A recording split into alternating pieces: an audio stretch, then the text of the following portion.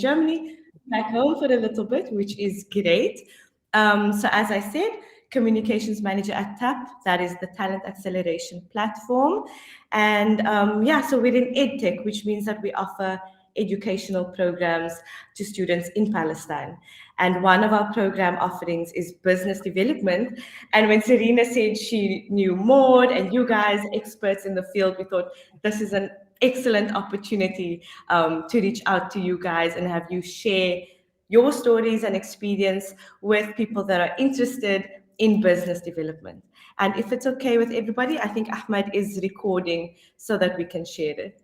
Awesome. Thanks so much, guys. So as I said, I'm co-hosting with Ahmed, my colleague. So if he can introduce himself, and then maybe Maud, Mir, Asle, if you guys could also share a little bit about yourselves, that would be great.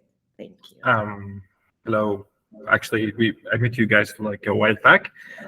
So hi, my name is Ahmed Nimar. I'm the marketing manager at TAP. I'm one of Khadija's colleagues, and I'm currently stationed in Nablus, Palestine. And I'm very happy that we have you with us guys today. It's actually a sincere pleasure, and hopefully our candidates and students will learn a lot about business development through you, about your experience, and about how people will be able to enter this field. Actually, yeah, that's it. Khadija. I was going to introduce myself, Khadija. And again, thanks for the opportunity. For us, it's a bit different than what we do every day to join such a webinar. So we take this as a great opportunity as well. So feel free to ask any questions you have for us, whether it's more on the business side or also from our own career development side. So I'm Maud Delbeke. I'm from Belgium and joined Google almost 3 years ago. I'm a strategic agency partner. So it means I'm working with agency partners that are responsible to create marketing strategy for clients, which are also investing in Google. So I'm responsible to drive that growth at Google and also like specific product adoption. But before that, Khadija mentioned I was in the company with Serena, which was the packaging industry, so producing cardboard, so totally something else. I started there in marketing, helped out with the rebranding. That's where I knew Serena, as she was in the HR and internal communication. But then I thought, yeah, marketing is great, but let's go more on the field, on the sales part of the business. So I also did 4 years in sales in that company because I have a marketing and communication background. So that's where, like at Google, I can combine both my marketing and sales background actually together. So yes, nice to meet you, everyone. And Miher, you can go. Awesome. Thank you, Maud. Hello, everyone. My name is Miher. Quick introduction from my side. So I'm Miher. I was born in Afghanistan and raised in Belgium. So obviously, because of circumstances, we had to get out of the country and move to Belgium. And I grew up in Belgium. I have a background in business and in finance. And I have been at Google for almost 5 years. I've been working with different teams.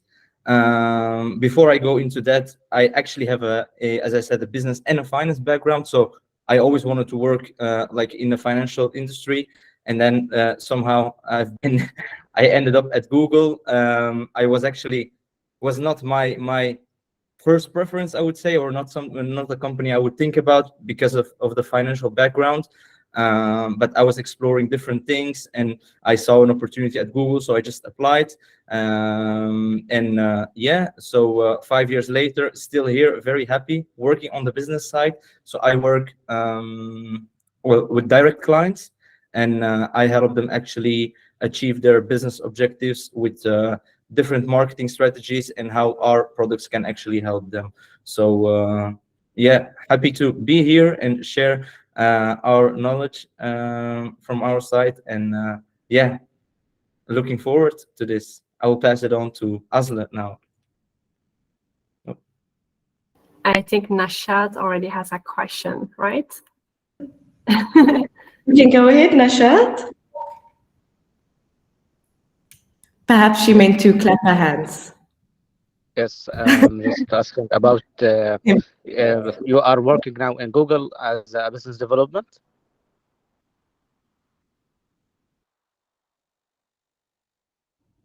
Sorry, I didn't hear your question correctly. Yes, Maher, you are working now in Google as business development or in financial department. No, as in a business development department. So more on the business side, on the sales side. So I help companies with their digital marketing strategies. So I just mentioned that because most of the people think like you need to have like a business background to work in business development. But I'm sure we can definitely come back to this later. I think Indeed, yes. most people have different backgrounds. So yeah. Yes, thank you. No worries. All right, I will go next. So happy to be here. Nice to meet you, all of you. My name is Aslı. I'm also actually doing the same as Mihar is doing. So I'm an account strategist for the Belgian markets. So my parents are Turkish immigrants. They, immigrated back in the days to Belgium. So I was born and raised in Belgium, but that's why my name is a bit different. I am originally Turkish. So I do have a different background as well. I started my career actually in totally something different in construction, which is not really related to sales or anything tech, let's say. I also worked as a teacher economics for high school students. So what Mihar said, you don't have to always have a tech background or a sales background in order to work in tech.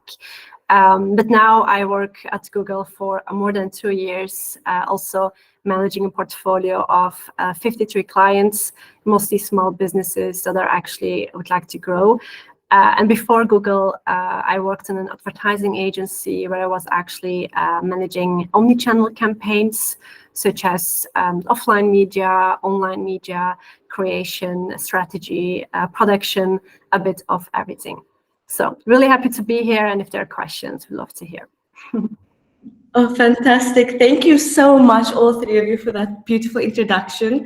And I think just from all of you guys, your backgrounds, what you've said, I mean, Maud, you were business and marketing, Mir, business and finance, and Asli, you were in construction, to teaching, to everywhere, basically, and ending up in business development and business growth. So I think it just goes to show that when you decide to do something, no matter what your background, you can really teach yourself and you can learn. And it's a great opportunity and a great career to go into. So I'm really happy about everybody joining here today, and to see how perhaps they can get some inspiration from all of you, and maybe they will join this career path too. So yes, welcome to everybody that is here so far. And of course, we will share it with everybody else that is registered to join. So the webinar, of course, it's about business development and particularly how to grow a business, specifically in the digital space, as Mir also pointed out. So I think what we will do is we'll go on to the first questions. And so the first question over here is, we think an umbrella objective, of course, of your roles is to drive revenue growth. And whether that is opening up new markets and attracting new clients to building relationships, it would be really great to maybe kick us off with a key tip or a best practice for driving business growth. I know more, this is also a major area of expertise for you. So maybe we can kick it off with you and then we'll move on, and Meher and Asli can also add. Yeah, what comes to my mind when I think about a tip, I would say, like, when we look at the world around us, it's rapidly changing. Honestly, like even 3 years ago, 4 years ago, we had COVID. I mean, there are a lot of events that happened. Also from a technology point of view, we have AI, which became the word of the year, let's say, at least at Google as well, and I think in the tech industry.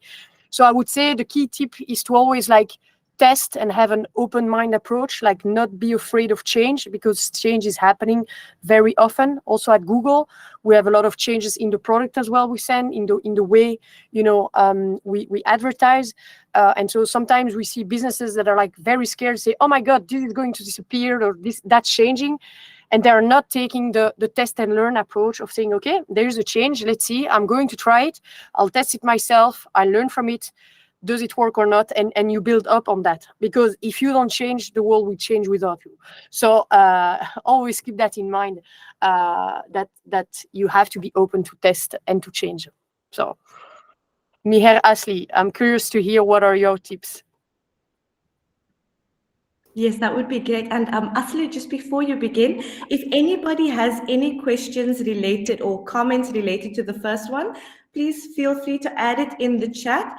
Ahmed will select one, and at the end of this question, once Maud, Meher, and Asli are done, we will address one of them, and then we'll keep the rest for the end. So if you have any questions, feedback, please add it. Asli, over to you.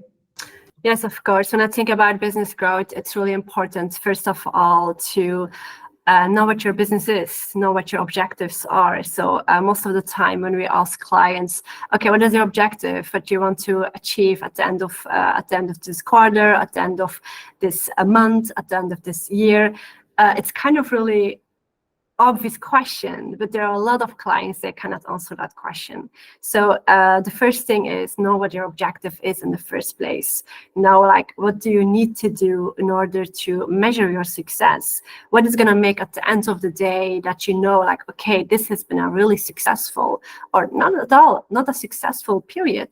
So you can actually track your results, go back to where it starts to, and have that conversation going on. So I would say, first of all, know what your objectives are, your business objective, your marketing objective, making sure you actually kind of track your results in order to be sure that you're actually on the right track or not at all.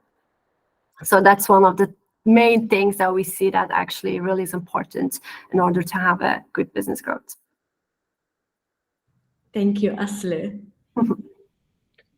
Great answers. I will try to give an at least as good answer as they did. I think it will be very, very challenging. But one thing that comes to my mind is obviously understanding, if you work in business development, if you work with clients and with businesses, as Asli, as Maud said, first of all, you need to understand like how the world is changing and how you can change together with things that are changing. Asli has talked about understanding the business objectives of specific companies, what they want to do. And then I think the third part where I can elaborate on is specifically the sales side or the business development side. So we, for Google, for example, we have tools that help businesses grow. But it's also for us very, very important to understand what are the solutions or what problem does our tools actually solve. For example, people are searching on the internet, people are searching for different products, people are searching for different services. It's important to understand how does our product is different from other channels in the market. For example, a company can spend their marketing budget in different marketing channels. They can spend it at Google, they can spend it at other companies, they can spend it online, offline. So it's very important for us as business developers, as marketers, as salespeople to understand, okay, how does my specific product that I'm having this conversation with the client, how is that different from other products in the market? And if you really understand the differences between the different marketing channels, you are not competing against each other. You're just trying to find a way and understand what is best for the customers and how can our product or our solution help to achieve that. And then it's a whole other conversation than, okay, you should not put your budget in channel X, you should put it in our channel, because that's like a conversation you don't want to have. What's more important is to understand, okay, you want to go through that road, or this is what you want to achieve, and our products can help in these different ways. And then it's up to the client to say like, hey, actually, this is way interesting than another channel. And I think that's another great tip, to really understand, okay, what is the value proposition from my product compared to other products in the market. And if I maybe can add something on it as well, like you don't have to be always present in every channel, right? So if you do have like all the channels, then you're gonna split your energy into a few channels, and maybe in channels that are actually not driving your customers. Maybe your customers are not even there. So you need to understand which channels you actually need. So choosing your battles in order to invest on those channels that give actually the most return on investment is also really important to know what is actually driving your growth. Those are really great points. I'm just thinking like, of course you need to know your target audience, know where your audience is, so that you can direct those tools to the right area. So I think that makes a lot of sense. I think I remember seeing somewhere, Meher, you had like 3 questions that you would always ask, I think. The who, the why, and the what. Something to this effect when you were strategizing for business growth for companies or for clients. There were 3 questions that you would always ask. I might have seen it perhaps on your LinkedIn or something, but I don't know if you have anything to add about that. When I read it, I thought it was quite interesting. Yeah, a very good point. I think I wrote that article a few years ago, so I am not sure what I wrote back then, but I think if I remember correctly, and I will just say what's top of my mind is honestly like first of all understanding the person that you're talking to. Like obviously, like in a business, you have different kind of people, right? You can talk with the CEO, you can talk with the CMO, you can talk with a A level or a B level. So there are different stages and different people. So you have to understand who you're talking to, and the moment you understand what's important for that person, you can actually change your language towards that person. So if it's a non-technical person, it doesn't make sense to drop technical terms and go too technical into detail. If it's a business person who cares about, okay, what's in it for me? How much can I grow my business? You have to speak their language. You have to understand, okay, what's important for you is sales. Okay, if we do XYZ, or the things that I'm going to talk about will improve your sales by X%. And then they will listen to you, because then they're like, okay, what are the things? And then you can go deeper and deeper and say like, okay, these are the 3 things. And if that person wants to know the technicalities, and then you can talk about it as well. So know your language, know who you're talking to, understand your own business value, like what are the problems that your solutions are solving. And then the third thing is probably understanding the customer, like not only your business partner, like your client who you're working with, but also their customer, because that's key to understand, like how in the end you're having a partnership, right? Even though you are selling a product or a service, you are trying to help to grow that business. So it's also important for you to understand who their clients are and what they care about. So I think these were the 3 things. Thanks, Meher. So I think 2 major takeaways from this first question was really about knowing your client, understanding what their needs are and how you can serve them and help them meet the objectives. And also, Maud, I loved your point about being willing to always learn or fail and be willing to listen, reroute if you need to, and take a new trajectory if needs be. So kind of developing this growth mindset, which I think even in our curriculum, it's something that's really important for us to develop in our students. So I love that. Ahmed, maybe we can, oh yeah. Something that I would love to tap into. I remember like the key thing that I also said is failing forward. Because you just tapped into, okay, we have to change, we have to ask questions. That's a very that is something I also wrote about and is very, very crucial. I'm sure Azle and Maud can elaborate on it.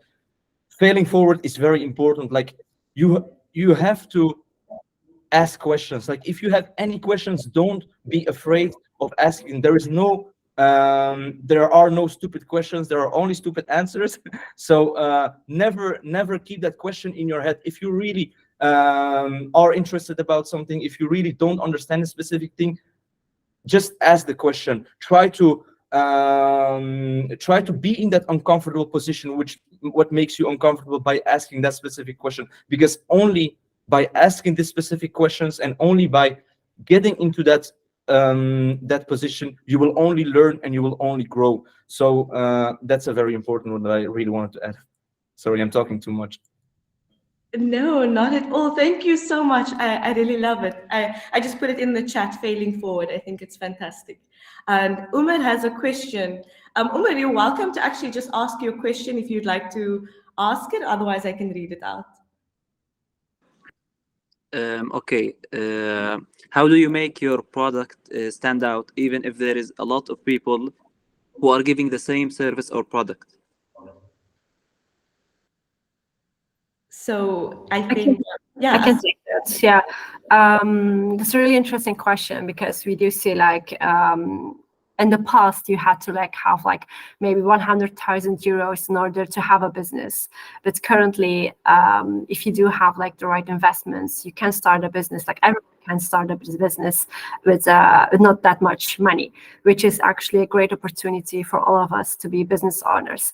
That's of course a big pro, but on the other side you can have like really related products to everyone's and do have a lot of competition in the industry. So it is of course a lot of things that can have an impact how you can stand out. But I do think one thing that's going to be important and will be important in the future as well to, as Miher actually said, understand your clients and make sure you're like actually giving the product they need.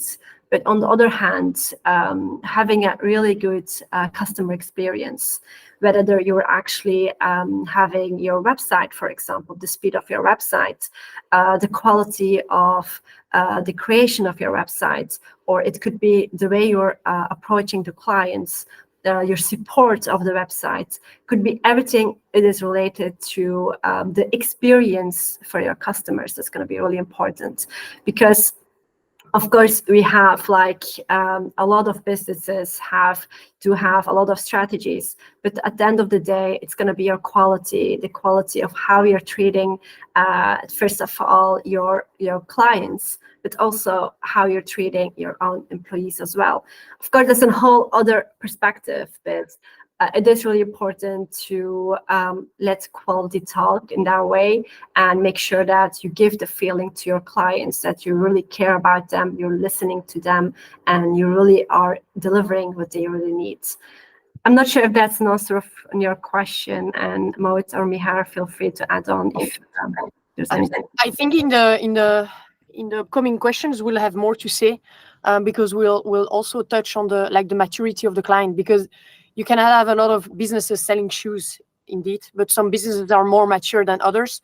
Later on we will deep dive more on what we mean by being mature, but indeed it's being able to track your data, to have a good website, to like being sure you're on top of everything so that you can actually stand out and deliver a better outcome for the customer, so which would deliver sales.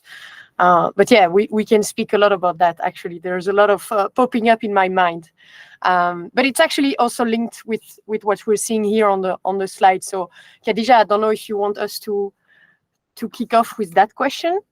Sure. So yeah, this question is looking at the trends that are now shaping the digital landscape, and just wondering what these trends are, and also how businesses can leverage these opportunities. So yeah, if Maud, Meher, one of you want to take it off, Asleh, please feel free. Yes, Actually, I'll kick it. I saw that Meher, you're also supporting the digital acceleration of partners. I thought that's also something interesting that was linked to the question when you do answer the question. But please, Maud, go ahead. Yeah, Miher will give additional feedback from my side. So like in the last year, we're seeing like mainly three trends that have put actually a bit of pressure for the brands. First, it was the volatility in demand, and especially due to COVID, we saw that the e-commerce business growth really accelerated in a few weeks, what we saw in the past in a few years. The second is the personalization. So Asleh also said, I mean, if you want to stand out, you need to personalize, because consumers are more likely to purchase your product if they have a personalized experience. And thirdly, it's also all those privacy regulations, also driven by the consumer, us, expectations that we're being careful about the data we want to share to the outside world. So we're being very cautious about that. But on the other side, we still expect personalization. So that's it's a paradox, and it's a real challenge for businesses and marketeers to develop their business. To have on one side, you want to have something personalized. On the second side, you have to be very careful with the data you have from your customers. So digging a bit more into the personalization. So if we want to exactly a very delicate balance nowadays, and in Europe we have the GDPR. There are a lot of, like, on the political side, a lot happening as well. So you always have to keep up to date. And even now, small businesses also need a kind of data protector officer. I mean, it's a very serious topic. So today on the online world, we can, to personalize, we can use data. Also offline data, if someone is buying something at the store. We can also use customer demographics, their interest, the purchase history. If we know that Miher has bought already 10 pairs of Nikes, we know, Miher loves or doing a lot of sport. And that's how we can then personalize the content and the offers that you want to provide to your audience. So in the advertising world, more specifically, we're using third-party cookies. It's that little cookie that's going to track you to see what you're doing. Those cookies are disappearing, so we see more restrictions happening on the market. No, it was not Miher. And so also, for example, that's a real challenge for us, because the end of the third-party cookies also means that we're being more blind, and that we need to invest much more in the data that we're allowed to collect and that people are giving their consent. So that we can still continue to optimize and drive value. So that's also one of the other trends, is that we will have to predict much more and use modeling as well. Because we're a bit blind, we need to still be able to fill the gaps, right? Otherwise, we won't be able to measure and to move on and to drive better ROI for our business. So we have also example at Google. We are using that in some tools as well. So we are using the data we are allowed to observe to fill in the gap, to create a model so that we're still able to report on the data we cannot see. So that's, of course, driven by AI and a lot of automation and machine learning at the back, which is another trend, and that's no surprise for everyone.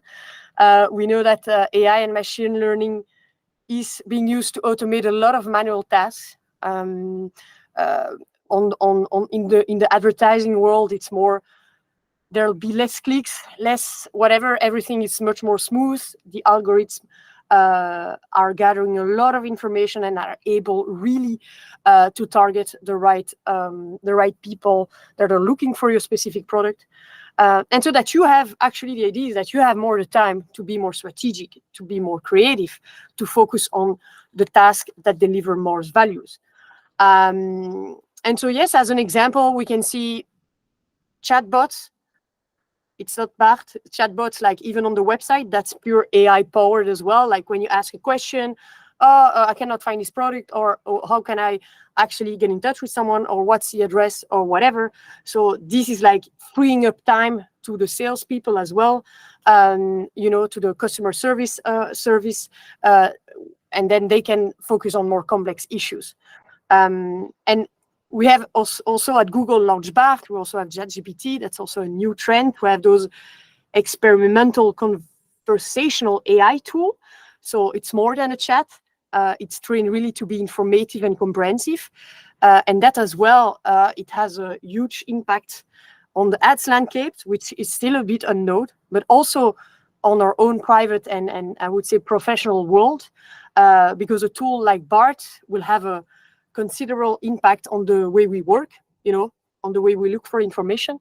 For example, we know that it can help us write emails, but like, will emails then still exist? It can help us summarize, analyzing data, etc. So I think as I link to my very first tip, it's a big change, and we need to get along with it. Otherwise, I believe we'll miss the train. Great, Ashley. I'm actually like, it took me time to start to use Bart, but now it's every day, and so it's more and more time. Then, like, more related also to businesses, we also see the influencer marketing. It's also a type of marketing that is gaining a lot of, let's say, investment from businesses because they're using influencers on social media to promote their product or services. So that can be a very effective way as well to reach your targeted audiences. And that's why social media still remains a very powerful tool for businesses to grow their business. And also, I would say videos are still a huge trend. Whether it's YouTube, TikTok, etc., we still see like a lot of interest. People are spending a lot of time on video. If we just look at YouTube, Gen Z, there are 82% of the Gen Z generation is visiting YouTube every month, and 73% is watching it daily. So it means there are opportunities. People are watching stuff. You can, if you place your brand at the right time, at the right moment, with the right message, you can probably help your business grow. So yes, Khadija, do you want to? Yeah, I need to. No worries. No, I was just, what came up a lot is something that Asle also spoke about earlier, like the personalization. And I was also thinking, like Meher, Asle as well, in the previous question, talking about really knowing your audience and knowing who you're selling to. And with social media, with videos, more like you spoke about, there's so much information out there. So really you have a wealth of information, and really knowing where to go to find that information to understand your customer. And I think that's amazing, and it all feeds into each other. So thank you so much, Mo. That was a lot of information for us as well to absorb. Meher, Asle, please. And Asle, maybe you can also address the personalization question, but Meher, you're welcome to go ahead. Like the same question, right? There's no other question, just in terms of just focusing on the personalization, you mean? Yeah. I think yesterday I also saw like really something really cool, and I think that it's going to happen even more and more with the help of AI. What was actually more explained as well. We will have, like at this moment, for example, in terms of personalization, we do have, even though you want to get personalized, you still have that language barriers at some point. And yesterday I was watching like the new trends, etc. in Google, and we do have like a product that has been launched recently. It's called universal dubbing, and it is really cool because, for example, if you're talking at this moment, for example, I'm talking in English, and there's going to be a possibility that while I'm talking English, thanks to the AI, the system is going to translate everything what I'm saying and also synchronize my lips even. So it's going to come out, for example, like for you as Arabic, for example, even though I'm talking English, and my lips are going to be so synchronized that you're not going to even realize, let's say, that's where I'm talking English.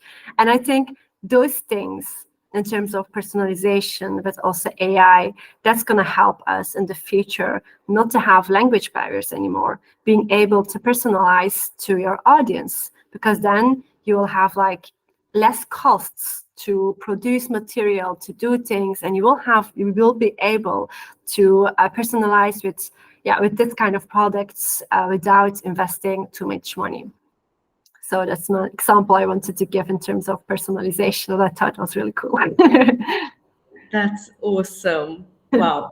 I'm just thinking already, because Of course, we're connecting Palestinians in Palestine with companies all across the world working remotely. And I think this is a fantastic opportunity to make even more opportunity available for Palestinians. So yeah, exactly. And just worldwide, like for example, I used to watch a lot of Turkish TV shows, and they don't use like in Belgium, for example, when you're watching American films, movies, you have like subtitles in Dutch, so you kind of see everything original, you know. But in Turkey, they dub everything, so it feels like really unnatural when you hear them speaking, and you don't want to watch the movie anymore because it feels so fake. And I think it's going to be really cool when you have that synchronization of lips, and it's going to have a lot of impact on every industry. Yeah. awesome. Meher. Yes, What I saw that Omar actually asked the question about how personalization of customer experience and how this can, I mean, to talk more about personalization of the customer experience and how this can help small businesses. I think what I can add to it is, first of all, as a small business, you need to collect customer data. That is very important. Just to look at it from a business perspective, you need to understand your customers. You need to understand what they need. You need to understand where they're from. You need to understand what they care about, and all these kind of things is crucial to collect. Not just to collect, because in the second phase you will try to create customer profiles.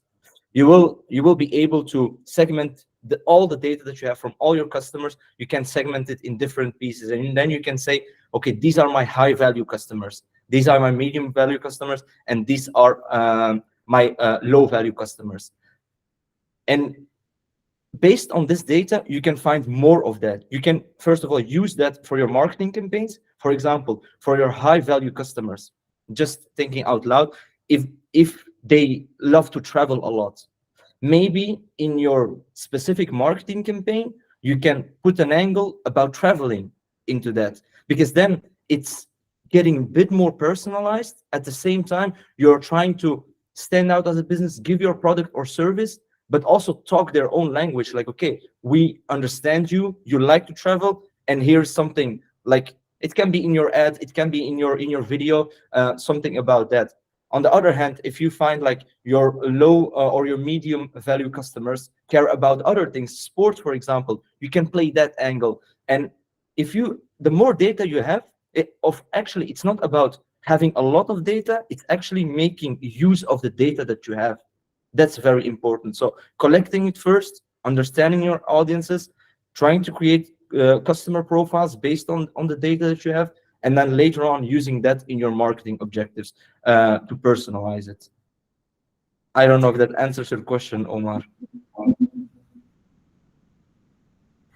Omar, does it answer your question? Are you happy with it? He says, thanks for the answer. Okay, great. Yeah, Meher, that's actually, yeah, that's really awesome, because you're also thinking like, when we are talking about business development or the program that we're offering, there's often like a misperception about sales or being in business development. And at the end of the day, it's a human to human interaction. So with having access to so many people all of the time, it's easy to lose that connection. And I think as a person in business development, in business growth, when you make that effort to connect with someone on a human basis, that's when you can really forge these lasting relationships. So awesome. Thank you so much. I think now we will move on to the next question, Ahmed. Okay. Yes, so Asle, I saw on your profile you're an account strategist, and in part of our curriculum is called Power Skills. So it goes along with all of our 3 program offerings, and a major part of it is developing the growth mindset, negotiation skills, communication skills, and strategic thinking. So the question is kind of, how do these skills play a role then in your strategic planning that you offer customers, or important points to consider? Yeah, if you can kick us off. Yes, of course. I would say those skills you actually have mentioned, they are the most important doing daily operations with your clients, like as the interpersonal communication, strategic thinking. Those are the ones why they are actually connecting you, right? Those are the ones why you are an account strategist in the first place. So everyone, like, we also talk about the AI, etc. But what we actually are different from the robots, let's say, that's our emotions. Now they're getting better at it as well. But in general, people still want to talk to people because we can have like small talks, we can have like really talks about their family and those kind of talks that are going to have an impact on your relationship in the first place. Because at the end of the day, clients want to trust you. Clients want to make sure, really trust you that you actually care about their business in the first place. And you're not only here to sell products. The moment you let them feel that you're selling products to sell products, then you mean that you're kind of losing them. That will have an impact on your trust, and that will make sure that you will probably have more difficulties into making sure that you do have long-lasting relationships. And talking about negotiation skills, to be honest, I always think that I'm so bad in negotiation. I was like having maybe the stereotypes like, oh my God, I cannot negotiate. But actually, negotiation is not like having really million pitches where you actually have to negotiate, but it's really in the small things like, do you want to do this? Why don't you want to do this? Really understanding, asking questions, listening to them, but at the same time going deep diving into why questions. Why do you want to do it? Maybe there's a whole other reason you're going to discover you didn't think about.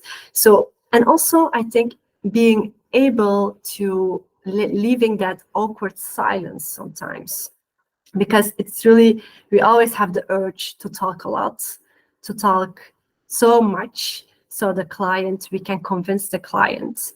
But if you take a step back and you just say something and you just leave it there and silence, you don't talk much, that will give, first of all, the client to process the information and also feel the urge like, okay, this is really important. Make sure that you're focusing on that moment, what you have told. And this will also make sure that the client is going to come back to you and it will be his or her idea, what she actually wanted to discuss. So in general, that's also one of the strategic wise as well, like thinking about it future-wise, but knowing your client in the first place, what's driving them, not only the professional side, but also the personal. Does she or he want to get a promotion? What is actually measuring success for him or her in the first place? Maybe it's not that she's interested in the results. Maybe she just wants to make sure that some other reasons, some other things of the business are taken care of, that her boss is actually focusing on different things. So really understanding your client, having that empathy, it is really important. I found so many like nuggets of wisdom in what you just said, and I was like tick tick tick tick tick, jotting everything down, even for myself, because what you spoke about with negotiation and the little things, like really simply listening. Yeah. You're actually creating that connection simply by listening or offering someone an ear and asking questions, because interest, I think when a client sees that you're interested in them, that already helps to build trust. So I think it's something so overlooked. So I think that was so great. And also, it's coming up quite a lot in our questions is the personalization, or like you all three of you mentioned it, but knowing your client, but then even knowing how they measure success. If you know how they measure success, that's how you can help them meet their objectives. So I love that so much, Asli. Thank you so much. Meher, Maud, whoever would like to go first. Meher, would you like to start? If you have any. Yes, of course. I think Azali already gave an amazing answer. What I maybe can elaborate a bit further on is the fact that Negotiation comes maybe at a later stage into play. It first begins with really understanding the client's objective, just as Azula said. I think that's like the most crucial part before actually even coming with a proposal and negotiating, which is even a later stage. So first of all, it's really, and that's something I would definitely spend more time on, and something I learned to spend more time on, is really understanding the business objective. The business objective of the business, and what Leslie said, understanding the person you're talking to, because that creates like a whole other dynamic, and how you can basically come up with a proposal. Then when you come up with a proposal, then it's important to say like, okay, this is the plan that we're going to follow. These are the success metrics that we are going to look at, which is very important, because sometimes you might have different expectations, right? Success for you might be differently than success for me. So it's very, very important to understand that, to put that into a plan, and then say like, okay, these are the metrics that we're gonna look at, and then consistently checking in on these different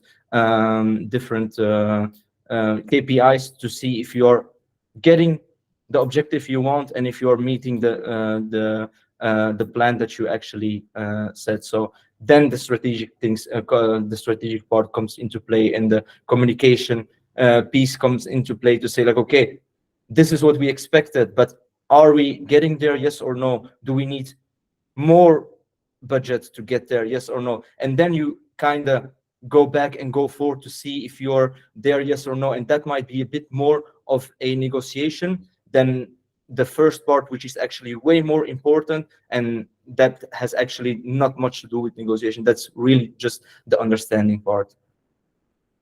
Okay, so Meher, that's kind of, would you say that's kind of like the prospecting and lead generation? And this is something I think, like, for those of you that have joined, this is something that is a major part of the curriculum, is to actually learn to prospect, to cold call, how to develop leads. So Meher, this is what you are referring to, right? Yeah, exactly. So really, really understanding, okay, why would this person actually even spend time to talk to me? Because if you cannot say, like, if you cannot define what the added value for that person is, then there's no need for that person to make time for you. So it's very, very important to really ask that question. Okay, I'm going to talk to that specific person, and what am I going to tell that is going to trigger that person? Like, and it comes by doing the research. It comes by understanding your client. It comes by understanding their business and how your product can actually help that. So your homework and your preparation, what you're referring to, is very, very important. So yeah, because then they feel like, okay, this person actually cares about my business, and not only about selling the product, they care about how I can grow. And that's a very, very important one, because if you can build that trust in the beginning by saying like, look, we're in this together, and that's what I'm trying to help you with, that creates a very, very good personal dynamic. Yeah, awesome, Meher. Thank you so much.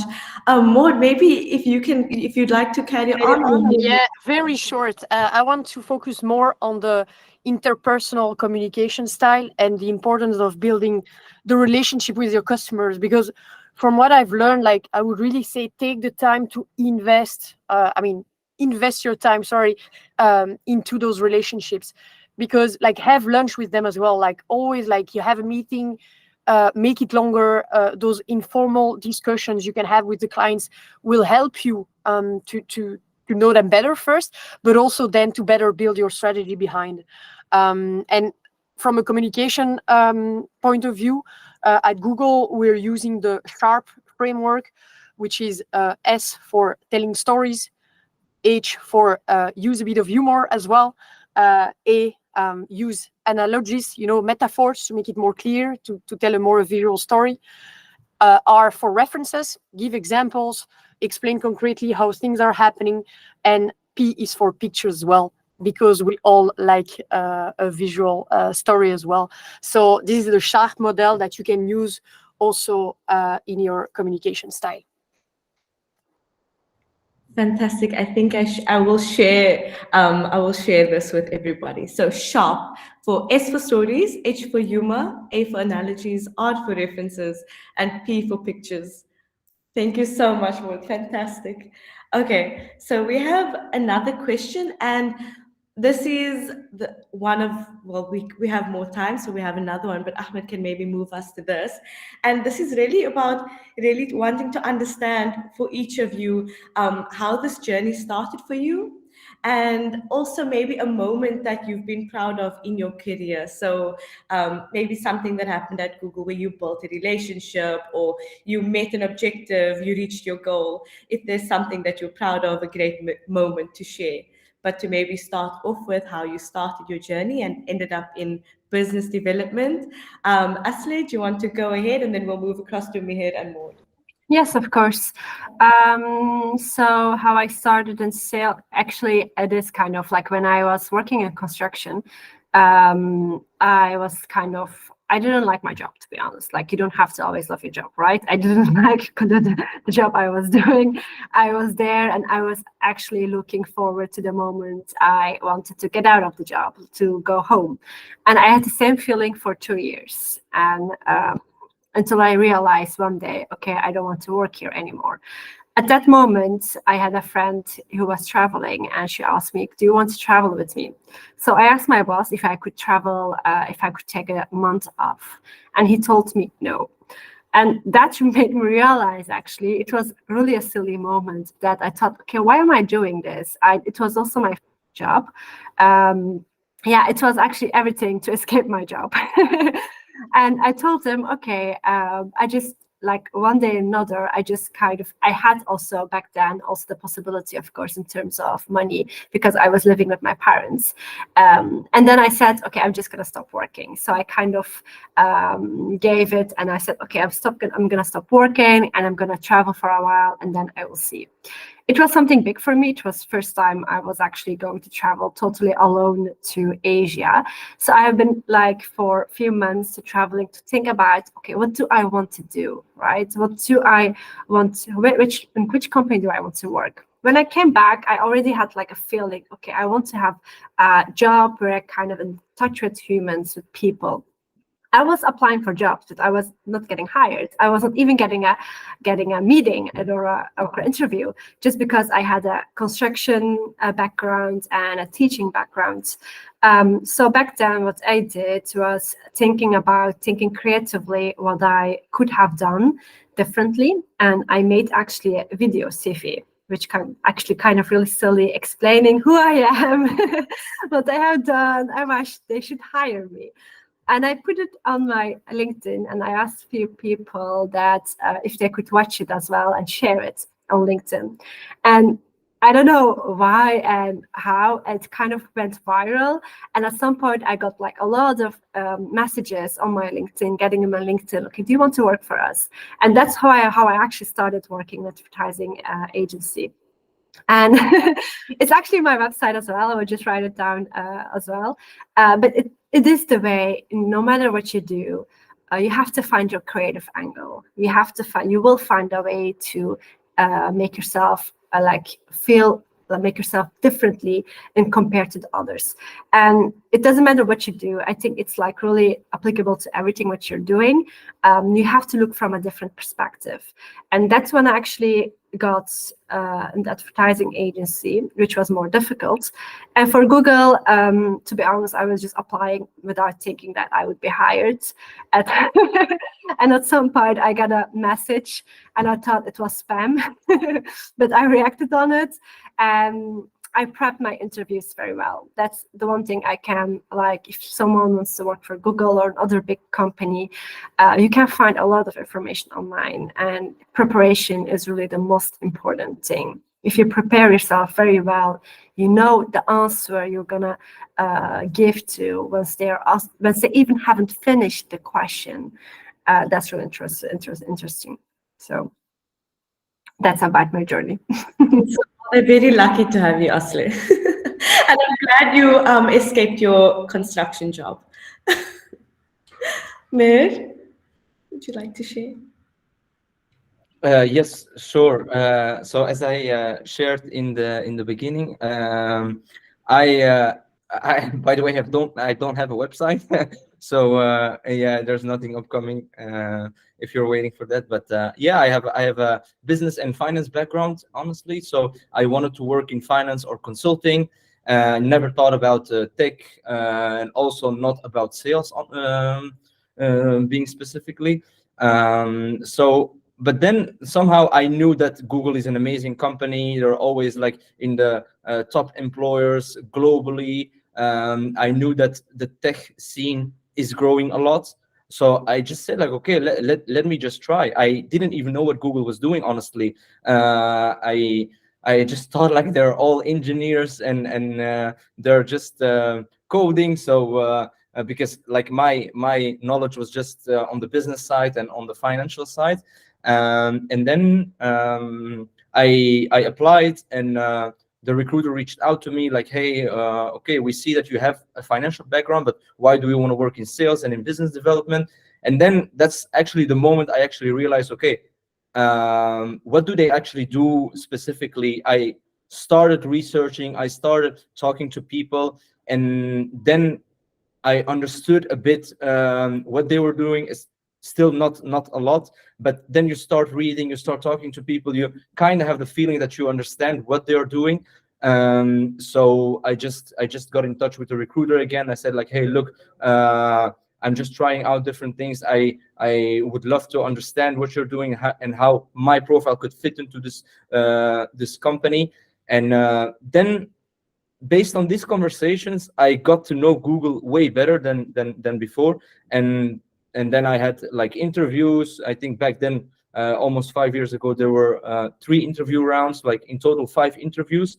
So with different people, they also test different skills, and then an interview is like a two-way conversation. Never forget that. Like, it's not only for them to get to know you, but it's also for you to get to know them and the company. So if you are interviewing for any company or for Google in the now or in the near future, make sure that you also prepare your own questions for them.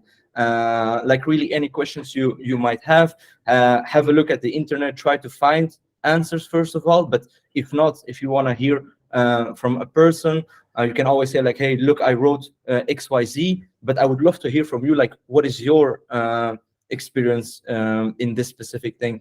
So make sure you prepare and your questions for them as well.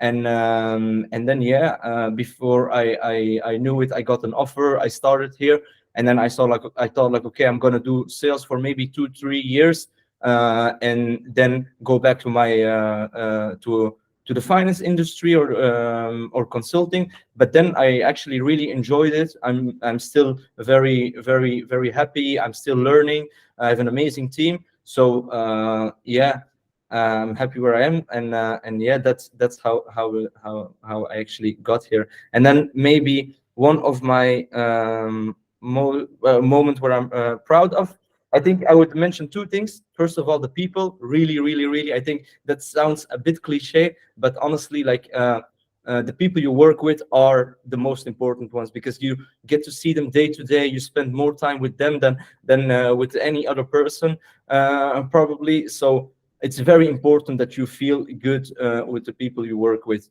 And then secondly, I think Azli will definitely touch upon this later on, but at Google, we have employee representation groups, which is very important. We are a big company, and we have like a customer base from all over the world, and our employee force should actually be representative as well. So we're trying to create a very diverse workforce, and you will meet a lot of people from different backgrounds. And then you can also see like, okay, are there like a specific we call them ERGs, like employee resource groups, where you can be part of. For me, for example, I'm part of the Afghan Googlers ERG. We set that up recently, and we're doing things to help people from our community within Google, but also people outside of Google. As you might have known, like the humanitarian crisis that is going on in the last years. So we're trying to build fundraiser. We're trying to educate people at Google as well around important topics for us. And And I'm also part of Women At, for example, to promote equality at workplaces. And this gives me energy as well, because these are things that you're doing. It's not part of your core role, obviously, but it's still part of your work at the same time. So you're trying to find like things that are meaningful to you, and how you can advocate for that, and how you can set a good example. And that gives me a lot of energy. So these are my two proud moments, I would say. That's amazing. Just like on both of what both of you said, actually, just like being super prepared for your interviews, and what Meher, what you say about, it's really about you also checking if this environment is the right fit for you.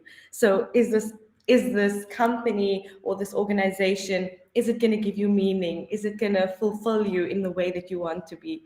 So I really love that, and I hope that our tappers or future tappers, students that join TAP, will also think about that when they interview, that these are really good tips, to learn about who's interviewing you, and also decide for yourself if this is the environment you want to be in. So I love that. And Maud, I'd love to hear from you. Yes. So how I started Google, well, I was at my previous job. It was COVID. Can you imagine, like, your job actually changed? You had to stay behind a desk now 5 days per week. I had a lot of pressure in that industry back at the time. And it was already since a while I wanted to change. And actually, I got a message through LinkedIn. So I'm not doing any advertisement for LinkedIn, but yes, it actually works. So I got a message from a recruiter at Google, actually for the French market. So who reached out to me, and then we had a quick chat, and she was like, "Oh, you're from Belgium, you also speak Dutch. Well, actually, there are a lot of positions open for the Belgian market." So I said, "Oh, amazing." So she put me in contact there. I did the interviews. Then there was a lockdown, so they paused it down. So I had to do it again. And then I applied for a job in the Netherlands because the Belgian ones were not available. So it was a lot of stress and waiting time. And as you said, I was super prepared for the interviews. So I actually like printed out 200 questions I could find online for interviews. I prepped them. I made small cards. It was like a bit like back at school, university. I was actually very desperate to leave my previous job, that I was really ready for Google. And I saw Google really as a very good kind of benchmark to pass interviews. So I was like, this is an awesome exercise. Let's do it. And actually, I got the job. So that's how I started Google. I was also then working remotely, and the same for Asli and Meher for quite a long time with COVID. So that was a totally other experience that, of course, you would expect. But then for me, like, what pops on in my mind is like where we could first meet colleagues for the first time after a year or 1 year and a half, which a very amazing moments. And also for like customers, we couldn't see them. We had to work with them every day.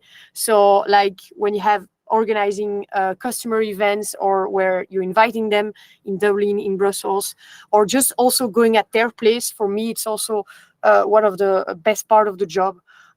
Because you have that more personal aspect. You take the time, you get to know them much better. So that's really, for me, the best way to build a relationship. It's to also be physically present. And I'm quite aware it's not always possible, but let's try to do it when it is. So yes, long story short, and I also want to shout out Asli, who also helped to raise money through Google for the earthquakes in Turkey. So there are a lot of initiatives. She can be very proud of that. So big shout out to her, and as well Meher for driving all the initiatives with our diversity and inclusion team. So that's amazing. I think there's a social impact core that I feel with all of you that have joined today. I mean, just being part of this, thank you so much. But the initiatives that you're taking part in, even within your role. So I think that's incredible.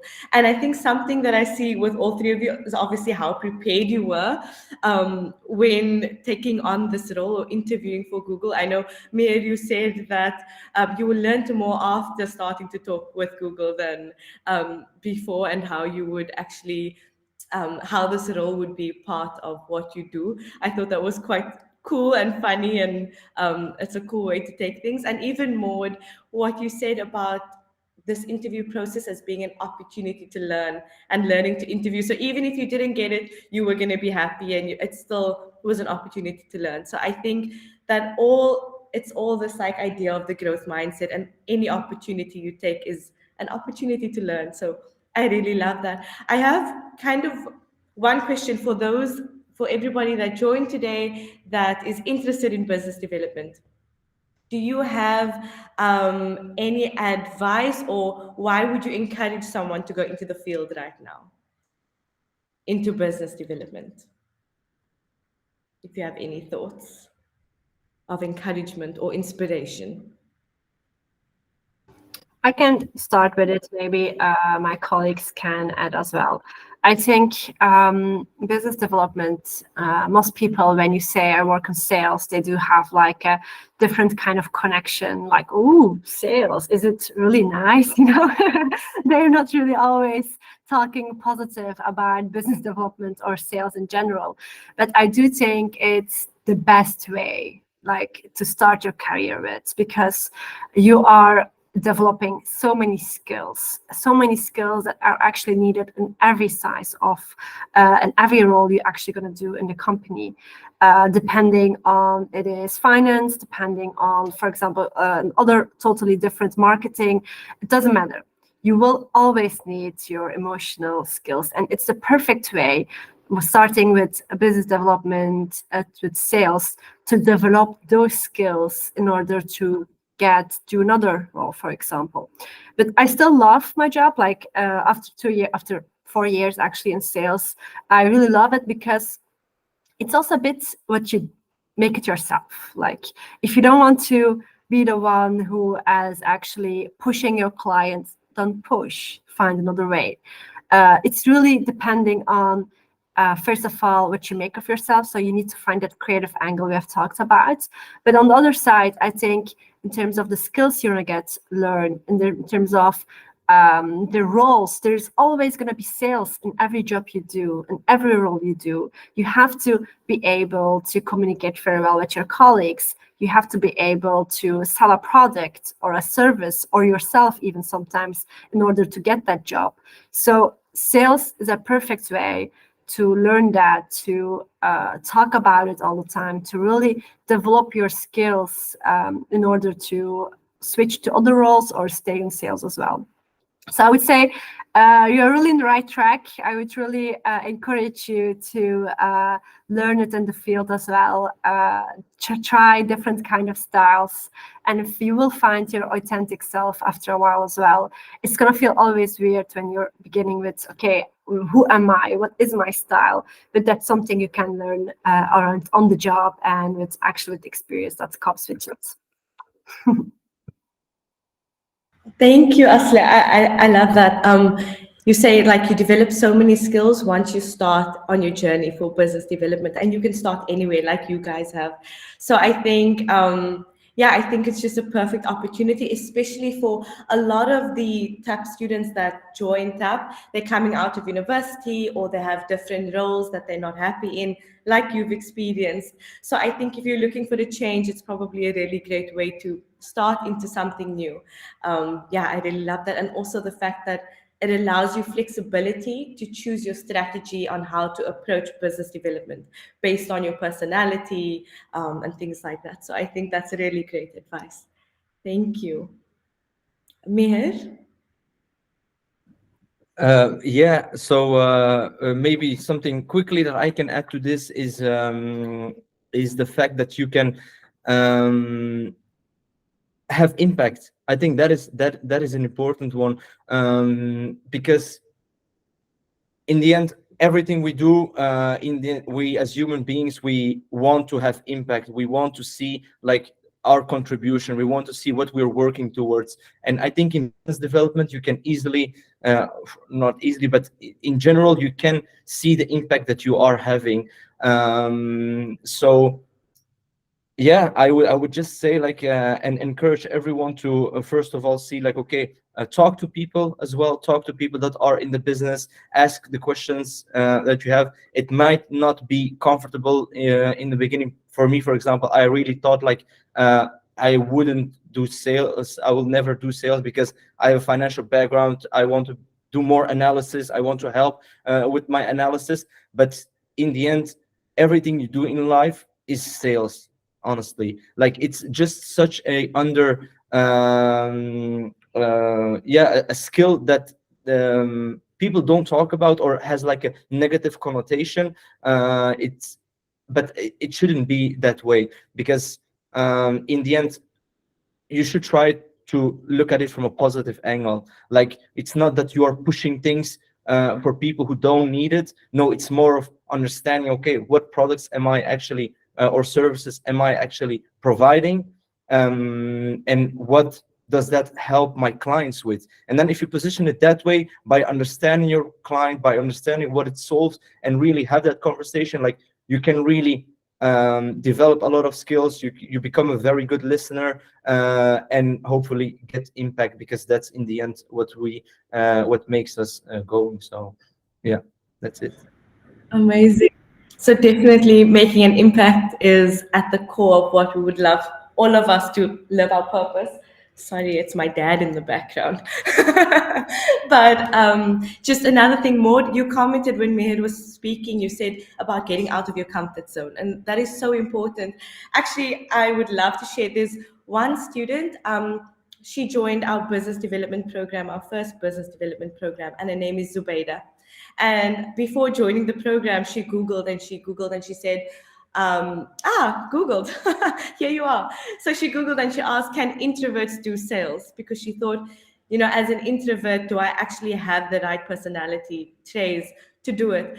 And she was a little bit nervous, but she went along and she did it in any case. And just in the 16 weeks, she's developed herself so much. And within just a few months after graduating, she's now working for a Swiss company called Cavallo. And she's an amazing sales representative. So I think it's a great way to learn and develop your skills and get out of your comfort zone. Yeah. Awesome. Thanks. Maud, please, I'd love to hear from you. Nashat has also raised a hand. So maybe after Maud, we can go to Nashat's question. I mean, I don't have that much to say, honestly. Like, I would say within a sales role or business development, you can also always choose the areas you want to focus more. So if you're more an extrovert and you like to build relationships, you focus on that. If you want to even more focus on the technical side of the business, for example, and that you're more of a geeky, techie salesperson, that it will also work. Honestly, I've seen so many different styles, and we need different styles. Like, not everyone can be like myself, for example, or like Aslim here. So also as a team, I would also like make use of each other's strengths, and that's why teamwork is amazing, because when we know that Asli is very good, in a certain things, me here, there, we combine and boom, we know we're going to win the sales, right? So I would always say reach out for help at Google. That's also one of the best qualities, I would say, of the people, is that nobody is afraid to ask for help, because we know we will always get a yes, because that's a right mindset to have as well, right? So yeah, that was from my side, and I'm curious to hear the question of Nashat. Thanks a lot. Actually, just want to share something from my experience. It's not a question. Just I'm working as business development for more than 3 years in a Palestinian company. Just I'm inspiring about your speaking. It was very nice, and it touched a lot of my thinking now.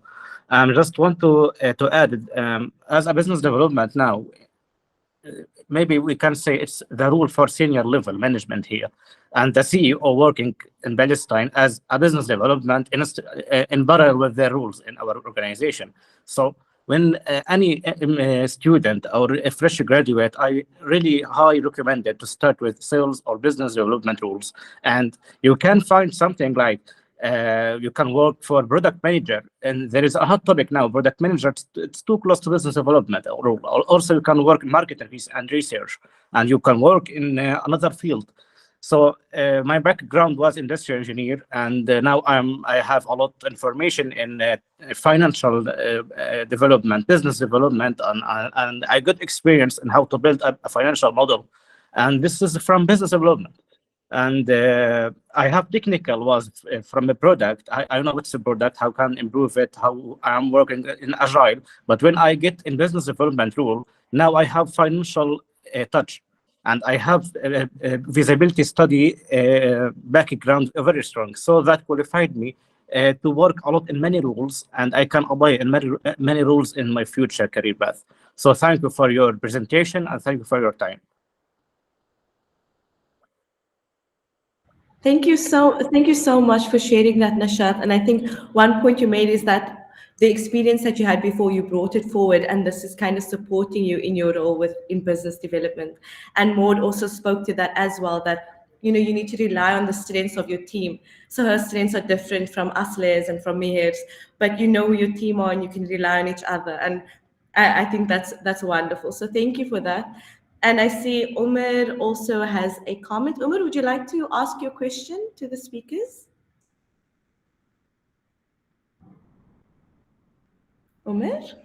Yeah. Hi. Yes. Hi. And I don't know if you watched the Social Dilemma documentary on Netflix, but there is people from all the tech industry in Google and Facebook. Back then, they were talking about the growth hacking concept and how they designed the tech to reach a lot of people and a lot of a lot of customers. So how could the small businesses without the billions of dollars to attain that, or to implement that, or how to scale the business in that technique, or should I say how to, I don't know. Yeah, maybe I can start with some thoughts. It's a good question. Thank you for your question, Omar. I think I saw that movie, but a while ago, so it's not very clear in my head. But if we just think about like growth hacking, it's really like to focus on that rapid growth, right? By using like a bit of unconventional methods. And for me, like it always starts with your products and with the why. So because if I'm going back to the shoes example, for example, I mean, as a business, you need to understand, if I'm selling shoes, like, why am I selling shoes? Like, do I want the world to be fitter or to walk more comfortably in my shoes? And it's all the value proposition that you're going to create around that product. If you have a very strong value proposition that you can go in the market, it will be much easier to create that viral marketing and to create a buzz. So it requires a lot of creativity as well. Because today a lot has been done as well, a lot of buzz, a lot of, we've seen many things being redone. So some stuff are not working anymore, but you can still create buzz, right? Because we still see it happens. But you have to be creative. You have to understand your audience. You have to have the right product as well, so that you can leverage as much as you can with as little budget as you have. So that's my first thought. But Asli and Meher, not sure if you want to add anything. I think what's also important is that in terms of growth, it is always an ambition of businesses to want to have a growth or percentage, 30%, 20%, 50%. But I think thinking about what kind of growth you want in the first place is also important, because growing is, of course, something really good, but do you want to grow as a small business 50%, knowing that maybe once you get all that purchases, you will not be able to have to give it back, for example, to make sure that your logistics are not up to date, your people are not enough. So it is also important to have like an idea of growth depending on what you have at this moment. If you're selling, for example, 50 products and tomorrow you're gonna grow it 100%, and you will have like, I don't know, so many products that you need to sell, it is really important that do I have enough people? Because if you're not, then it will be a negative experience for your customers. Then it will be your company will be seen in a very negative way as well. So depending on growing, of course, growing is always good, but we need to be careful about the fast growing. You need to have like the capabilities to have a sustainable growth. I think that's more important than just growing in general. And there's a lot of points that have already been touched, what Mihir and Maud said, but I think data-driven, it's really important. Being a sustainable company is really important. In general, knowing your objectives are really important, using the right channels. So it is it's not one size fits it all, but it is a different kind of parts that combine together, that come together, that will actually make sure that you're growing in a very sustainable way. But data is gold, yeah. Thanks, Asle. And Meher, do you have something to add to that? Not so much, honestly. So I think they have answered the question very, very, very well. But yeah, I think just knowing where you want to be with your business, what you want to achieve is very important. As Asli said, you don't want to get to a point where you have demand, for example, but you cannot actually be there for your customers or get the product or service to your customers, because that will have like a negative connotation for your business and something you really, really don't want. You don't want that adverse effect. So yeah, just know where you want to go, have a strategy, know what kind of tactics you're going to use to get to that specific objective. I think that's also very important. And then lastly, try out new things. I think just by trying out new things, by testing, A/B testing, that will help you to get to a point and try out new things that other businesses may not have.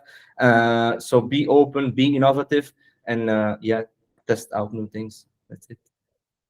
Amazing. Does anybody have any other thoughts or comments or questions that they would like to ask before we close off? No questions? Okay. If you're sure, last chance. Okie dokie. Then I just want to thank you guys so much, Maud, Asli, Meher. Thank you so, so much for sharing your insight, sharing your experience, and giving advice, sharing your strategies.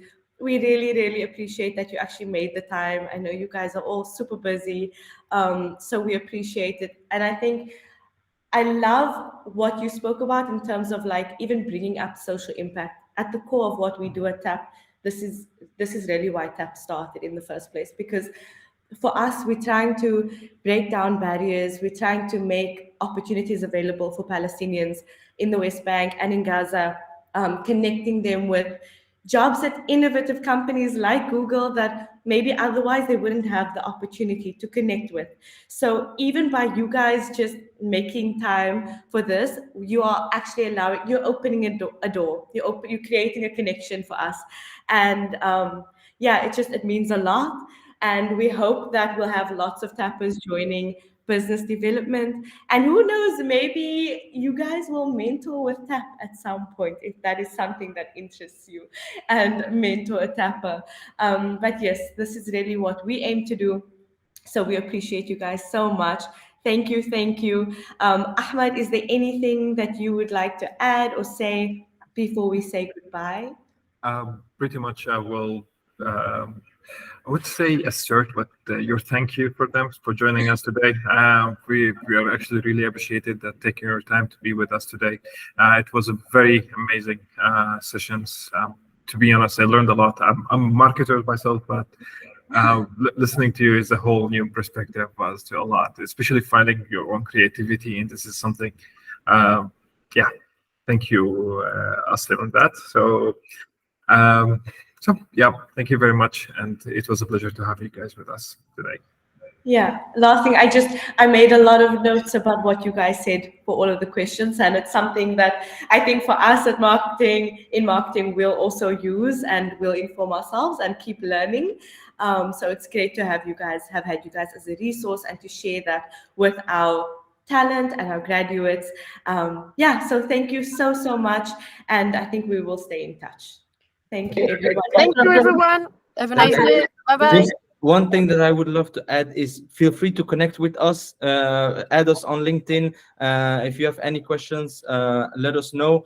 Yeah, if there's anything we can help with, happy to do so. I don't know if TAP provides like career guidance and like free tools like resume tools or something like that, but I do have like a friend of mine. He started an NGO where he actually helps people to create resumes thanks to AI tools, and it's preply.com. It's like I'm not doing any advertising for that at all, but have a look if you want it, yes or no, and if you can use it. But yeah, other than that, feel free to connect with us as well. Amazing. And we actually do. We have a section for free learning resources. So Amir, I will ask you for that name. Maybe you can send it to in the chat. That would be awesome to check it out. And yeah, like he said, Umar asked in the chat, he said after Asli sent her website, he asked for Meher's LinkedIn and Twitter. So there you go. You have it from him. Go and add him on LinkedIn. Follow them. Thanks so much. I think you're sending it in the chat. Yeah. Yes. There you go.